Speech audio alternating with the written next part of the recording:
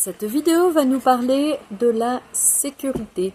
S'il n'y a pas de sécurité en fond de notre personne, de notre personnalité, nous ne parvenons pas à vivre de relations sécures. Et donc la sécurité relève de trois facteurs importants. L'humain va se sécuriser de par le fait de recevoir un attachement affectif sain dans son enfance.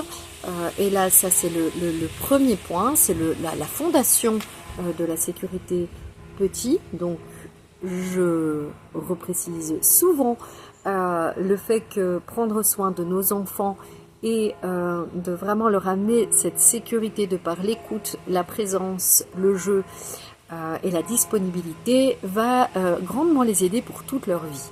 Donc la première des sécurités est la sécurité affective, que l'on va retrouver aussi dans le mariage, par exemple, est une recherche de sécurité affective, que l'on va retrouver dans toutes les relations de confidence. On recherche une affectivité qui est sécure.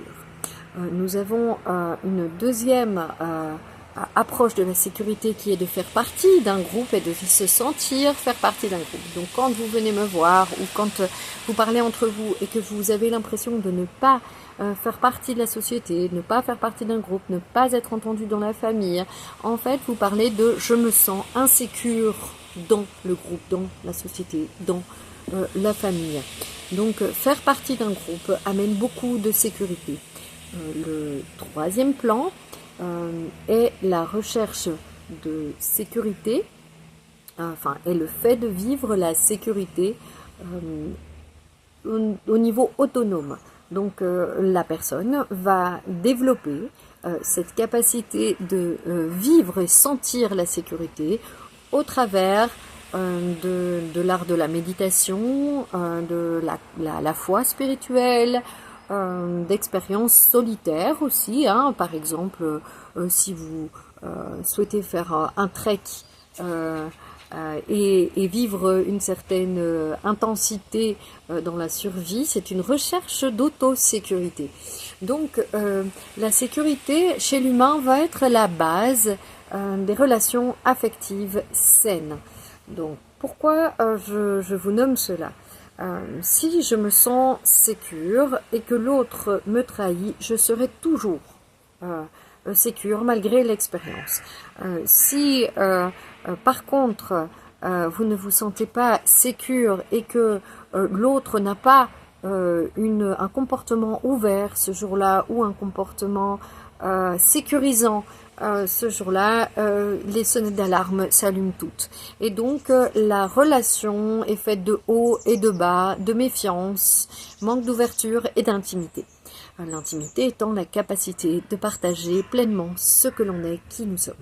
Donc, c'est important d'observer que, en fait, derrière la plupart des conflits que je rencontre au niveau de vos questionnements relationnels, tous ces conflits relationnels que vous pouvez exprimer, la carence sécuritaire est là. Et donc, on va aussi du coup parler du mot dépendance qui va être concomitant avec le mot sécurité. Donc quand quelqu'un vient me voir et me dit je suis dépendante affective, je suis dépendant affectif, ça signifie je trouve ma sécurité au travers de l'autre, il me sécurise, mais si l'autre n'est pas dans une période d'ouverture ou a besoin de lui-même ou vit une telle autre expérience, de nouveau tout se chamboule en moi, je m'effondre, je suis insécure. Donc observez que il y a de ce fait une recherche d'autonomie nécessaire quand c'est le cas pour vous, car vous ne pouvez pas demander à l'autre d'être la personne sécure pour vous. À ce moment-là, en fait, l'autre présente une forme de doudou ou de protecteur, et s'il déroge à son rôle, tout s'effondre. Et donc, il n'est pas possible de pouvoir vivre sainement seulement une relation intime, qu'elle soit de l'ordre de l'amitié, de la famille, bien sûr du couple, sans être dans cette auto-sécurité. Donc quand je parle des 3 traits de la sécurité, la construire en nous est nécessaire, mais aussi connaître notre sensation d'insécurité. Si on regarde en fait l'insécurité quand on est seul, je n'aime pas être seul, je n'aime pas sentir qu'il n'y a pas de son, qu'il n'y a pas de bruit ou qu'il n'y a pas d'activité autour de moi, c'est donc un signe d'insécurité. Cela, bien sûr, a besoin d'abord d'être identifié. Je me sens insécure, mais insécure de quoi? En fait, on se rend compte, et bien sûr la thérapie sert à ça, d'aller le soigner, parce que se rendre compte c'est le premier point, mais ensuite on a besoin des expériences ensemble. On a besoin d'observer que là derrière, il n'y a pas de danger, mais il y a un danger qui est envoyé et qui vient de la petite enfance. Si vous avez peut-être dormi trop tôt, seul dans une chambre, ou que papa et maman étaient trop peu présents, vous étiez souvent seul, ou qu'à l'école c'était insécure, ou l'ambiance environnementale de par votre pays était insécure, eh bien, vous, adultes, vous avez en général la difficulté d'être bien avec vous-même. Et là se déclenchent tous ces concepts du manque d'amour de soi, du manque de confiance en soi, du manque d'estime de soi, etc., que l'on va retrouver dans la personne insécure. Donc, c'est essentiel d'observer que cette insécurité autonome, on a plusieurs, bien sûr, approches pour aller la soigner, mais d'une certaine manière, elle fait partie de la voie de l'esprit. C'est-à-dire que nous, en tant que humains, la matière ne va jamais nous sécuriser complètement. On sait que la matière, elle peut être abondante et puis soudainement ne plus l'être, etc. Donc ça, on le sait. Notre corps ne peut pas totalement nous sécuriser puisque le corps bien vit ses mouvements et nous vieillissons, les maladies existent, etc. Une personne insécure va avoir souvent peur aussi, ça fait partie des possibles symptômes d'être malade, l'hypocondriaque fera partie de l'insécure, donc ça c'est des cas plus profonds, mais c'est important de le relever. Vous voyez qu'en fait l'insécurité relève de beaucoup de symptômes psychiques. Donc je vais nommer quelques méthodes que moi, en tout cas personnellement, je connais pour me sécuriser. La première a été bien sûr de vivre des retraites où je me sens seule avec moi-même, mais accompagnée par un professionnel qui peut m'épauler et m'aider à voir comment je fonctionne. Le mouvement des cercles comme les cercles en Qigong, en méditation, les cercles, donc c'est le deuxième aspect de la sécurité.